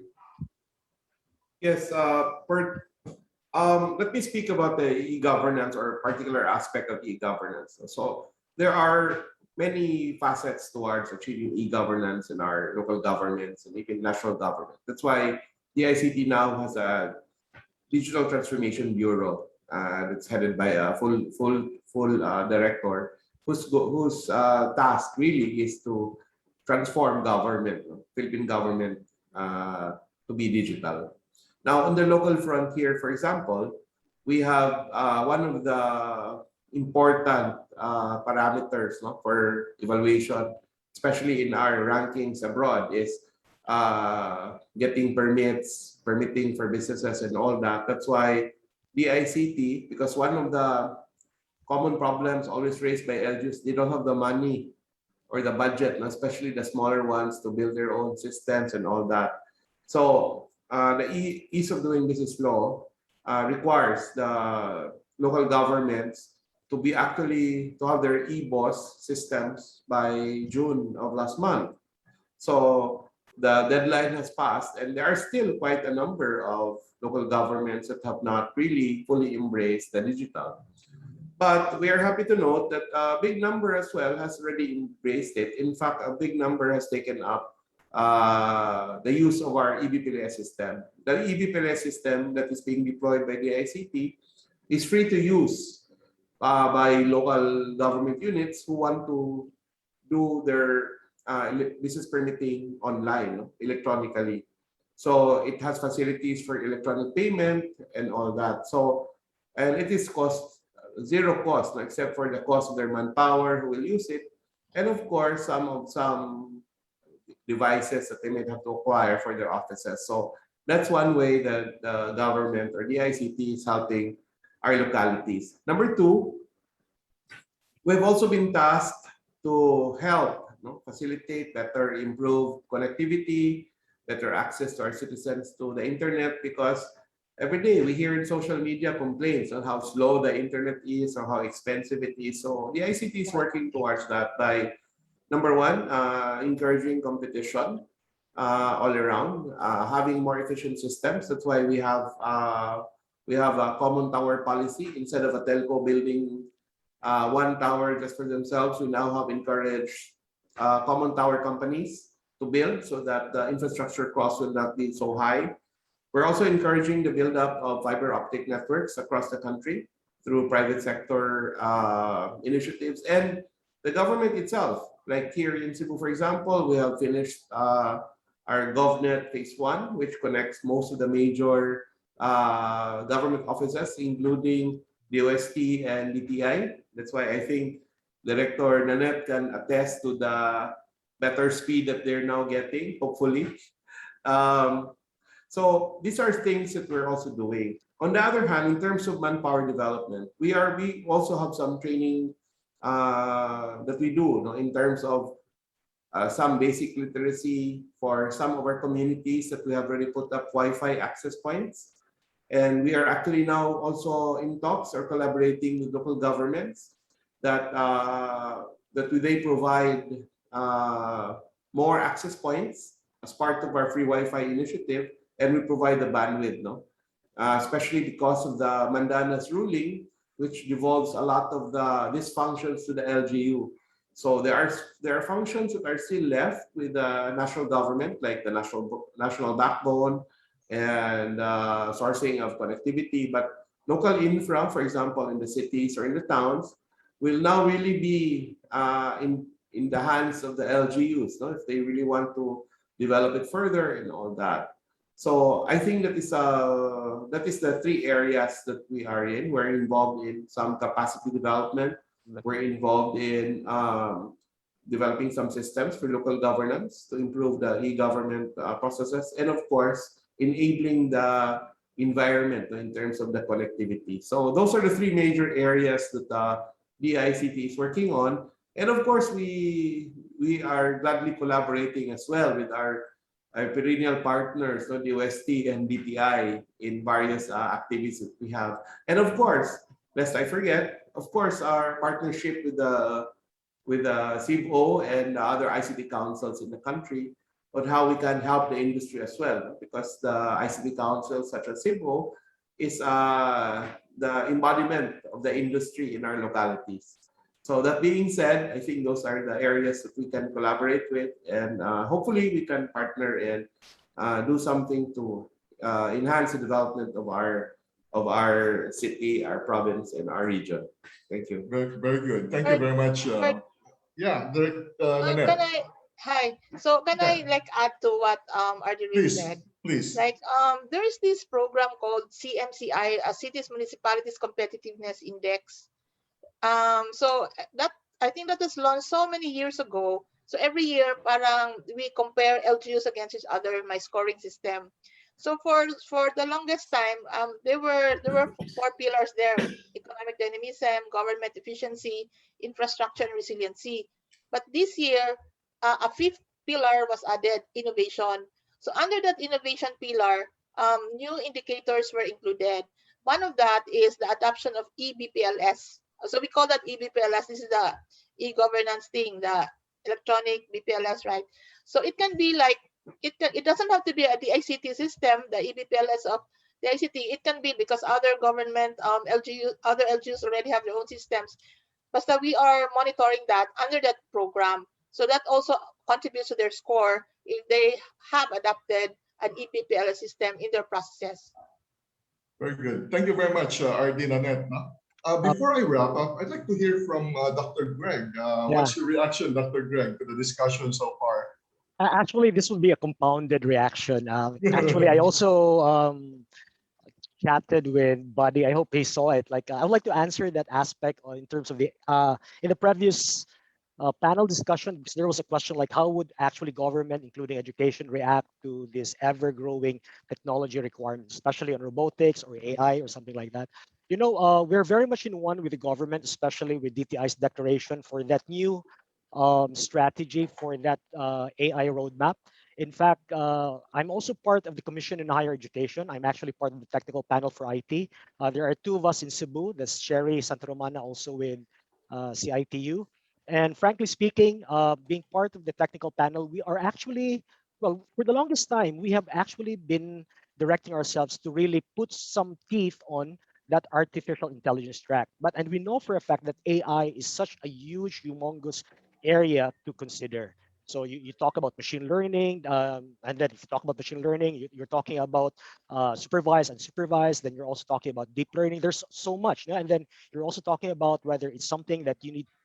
Would it be something at the applied level or something would be at the theoretical level? So what we're doing now in the academia, especially in coordination with the Commission on Higher Education, we are aligning ourselves because there was that one particular question that was directed to us from that AI roadmap. We're in from our end, from the Commission on Higher Education, and our answer to that is that we are building specialization courses, or what we call as specialization tracks in these ITE programs for from pure science, IT, IS, and each of these has sets of courses belonging to a certain tracks that would allow a certain HEI, a university or a college, direct themselves to simply bringing this particular or delivering these sets of topics. So, and then what we do is that we don't want to dictate the different universities and colleges, but we're giving some kind of an example, okay? Because we always believe that we would always would want to empower the different HEIs to simply build up that particular sets of courses, but just to fast track, we're setting up examples. So in fact, this coming October, we're actually with our ICE conference, that's Information and Computing Education. In fact, I'm inviting, again, this is actually a free conference. We have the usual researches and we are directing the flavor of our researches to AI. And also there will be that particular part wherein we have the different technical panel members present the specialization tracks that the different HEIs can actually adopt. So in a way, we're actually accelerating their preparation so that all they have to do is just check it out and deliver. Then the other one also is that thanks to Director Jess for expressing that one. Yes, we're part of that. How do you call this? Together with DLSU, we're actually doing some researches on the part of, to a certain extent, the robotics part. And also, just recently, we're actually putting some teeth because we just presented a paper, and I think we've already pitched this one together with STUST and Dr. Nilo Bugtay. In fact, the title is The Haptic Feedback to Detect Obstacles for the Visually Impaired and Blind. So again, these are actually have some inclusions about AI as well.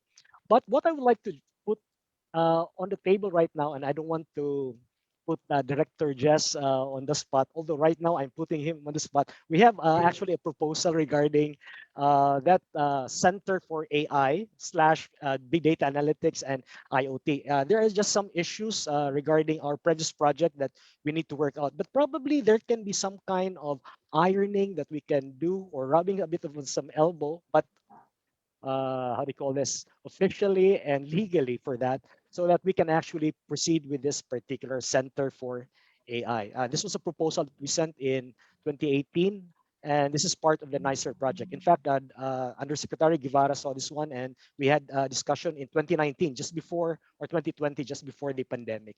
Okay, so probably that can be pursued. And then lastly, on the part of how do you call this, the e-governance. Yeah, I do agree, no? Because if you try to track out on the part of Tholons, if you would notice, the metrics are still basically the same, but the way and the emphasis have actually changed. Like for example, that part of governance actually has been explicitly declared on the part of the business catalyst, wherein if you try to track out in 2018 or I think 2019, there was that absence of the term government incentives or government processes. But in the 2020, for the latest release, there's still business catalysts, but they have explicitly expressed that particular aspect of the government service delivery, which I think is very critical. And because if you look at also the Tholan's report before, it was totally focused on the outsourcing industry, which I think that is where Cebu shined very much. And if you look at, and then frankly speaking, and to the guys from the industry, I have to tell you, you're still doing very good. The only problem is that they have added this specific component. They have increased that one, and still the same component, but they have added a sub-metrics, which is all about the government, which is under the business catalyst. And from 15%, it's already now to a higher stake, which is about 22%. And then that digital transformation where we shined before and also talent scale and quality has been reduced. So that is why I think because of this, the ranking of Cebu actually went down to a certain extent. But other than that, regarding that rule that was directed by President Pert, USGR is actually on top of it. It just so happened that internally we're trying to realign our resources both at the HR level. Very good. Thank you very much, Dr. Greg. That's a very extensive presentation there. Much as I want to discuss some more, my manager is here telling me that it's time to wrap up. Maybe Zoom will cut us off anytime soon. So I want to thank you all for participating in this discussion. And may I count on your commitment that we will push through with the MOU signing within the next 6 months. I've expressed the particular support that we need from the ICT, from the OST, from DTI, from the Academe, represented here by USJR. So let's make sure that the next 6 months, we will have that MOU signed already, so that we can move full blast with the innovation and ecosystem development. So once again, thank you very much, ladies and gentlemen, and see you soon. Thank you. Buddy, I turn this over to you for your closing remarks, or is it DJ? Yeah, we'll close the open forum first, then before we turn over to DJ. Thank you, ladies, for being with us, and of course to our regional officers. We look forward to having more of you soon. We'll turn this over to DJ for.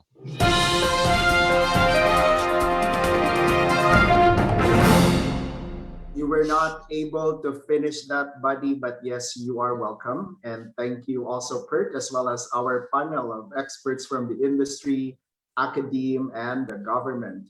Today, we are several steps closer to our next stage of the transformation. For the past days, we spoke about artificial intelligence, big data, economic and world market trends, technology, innovation, and ecosystem development. Yes, the world is not just going through a pandemic. We are transitioning beyond it.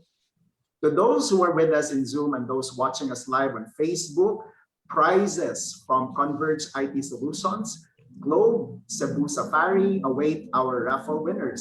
Please hang on until the very end of today's session and visit our Facebook page of CIB.O for particulars. We are now on the final stage of the summit, and allow me to thank our speakers as well as our diamond sponsor, SYKES, our gold sponsors, Ayala Land, Cebu Holdings, Converge IT Solutions, Globe, Lexmark, and Wipro, our silver sponsor, JP Morgan Chase and Company, our media partners, ABS-CBN News Channel, Cebu Daily News, Sunstar, The Freeman, and special thanks as well to Accenture, Auxilio, CNE Adaptive Learning Solutions, Cebu Safari, Lilo Advertising and Marketing Solutions, Marco Polo, Optima, and QBE. It's been a great 4 days, and thank you for your engagement and participation. My name is DJ, and let me now turn you over for a final time, one last time, to the Executive Director of CIB.O, Mr. Buddy Villasis. Thank you, DJ. Welcome. I hate goodbyes, but we have no choice. We have to do this. According to Confucius, our greatest glory is not in never falling, but in rising every time we fall. The COVID pandemic brought the whole world down, but everyone initiated something to rise again. This summit is our share of advocacy in making Cebu and the industry that we represent become stronger and rise up again in the midst of adversity. We covered so much topics and a lot of things need to be done so we could all get back to normal. Magic is believing in ourselves. If we can do that, we can make anything happen. And according to Walt Disney, all our dreams can come true if we have the courage to pursue them. As we are now in the home streets of the 4-day transformation, we had a very long preparation, and to those who helped us along the way, we are very grateful for you in being with us in this journey. On behalf of Chairman Francis Monera and the CIB.O Board of Trustees, we thank you all for being with us in this transformation journey. Have a great day and stay safe, everyone. Goodbye.